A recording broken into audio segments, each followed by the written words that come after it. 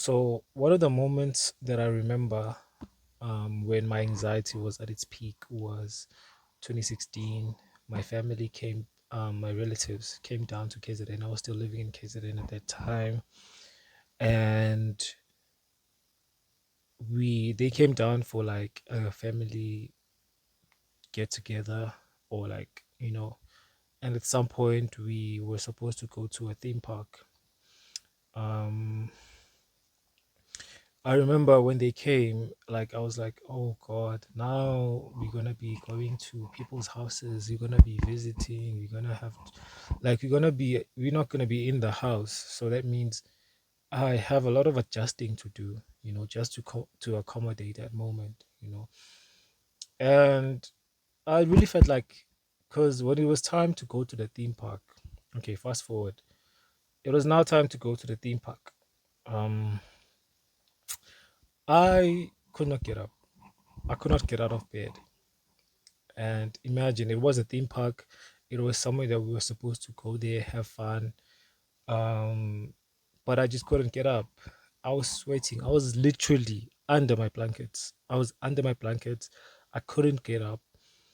Um, they were trying to get me up, and I just kept. There was a scary moment in my life. There was a very scary moment in my life, and at some point, they didn't want to leave without me, because I feel like they kind of saw the situation that I was in, and they just didn't want to leave without me. So they begged me, they begged me, they begged me. I I can't explain how I was feeling. I really cannot explain how I was feeling at that moment, but it wasn't a comfortable feeling. It was a very, I don't know. I don't know if I can explain how I felt, but I did not want to go. I did not want to go. I would have preferred being indoors, all alone, and I didn't want to go outside. So they begged me. They begged me. They were like, "Hey, let's go. We're gonna have fun as a family and all of that, blah blah blah." But I just didn't want to go. My anxiety was killing me. It felt like if I go out, someone is going to attack me. Something is going to happen. I'm going to be embarrassed. Something is, it was crazy. So eventually I got up, you know, last minute. I dressed, wore my shorts, wore my flip flops, my cap, um, and then we drove, you know. And in the car, if I can remember correctly, it wasn't. I was scared. I was genuinely scared. I was scared. I don't know what I was scared of, but it was, again, my anxiety that was just, telling me, hey, don't go there. It's dangerous. Something's gonna happen. You're gonna embarrass yourself. That's the main thing that was keeping me indoors. It was the fact that I was going to embarrass myself, and that was I was way after I actually started seeing a doctor about that. Way after I was diagnosed. um but then I feel like those were the defining moments, because I was like, something, I need to see someone about this. I need to talk to someone about this. It can't be that I'm dealing with this, and I'm just not doing anything, because no one I felt like no one understood what I was going through. Okay, fast forward, we go to the theme park. Everything was just blurry. I remember going on the water slides, pretending to have fun, because I remember people screaming. When you're at a theme park, things happen. Yeah, like people are having fun, and people are sliding up and down the water slides.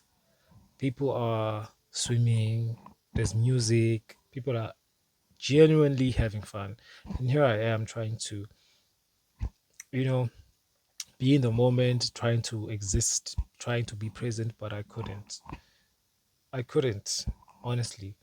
Um, I do wish I could go back and experience that moment and be present, but I just there's something in me that just didn't, and I felt like I was, even though I might have not been, it might have not seemed obvious to other people that were there. For me, I felt like everyone was just talking, not talking about me, but just I felt like people noticed. But again, it wasn't the case. My anxiety was telling me that people are seeing me, people are just judging me and all of that. So I say all of that to say anxiety is a crazy thing. If you have someone in your family or a friend that's dealing with anxiety chronically, please do advise them to seek help. Seek help. Be there for them. Sometimes it's just you. Sometimes don't be there for them, because sometimes we do need our space. Just a small check in, let them know that you are available if you want to talk. Don't overwhelm them, because we can get very overwhelmed quickly.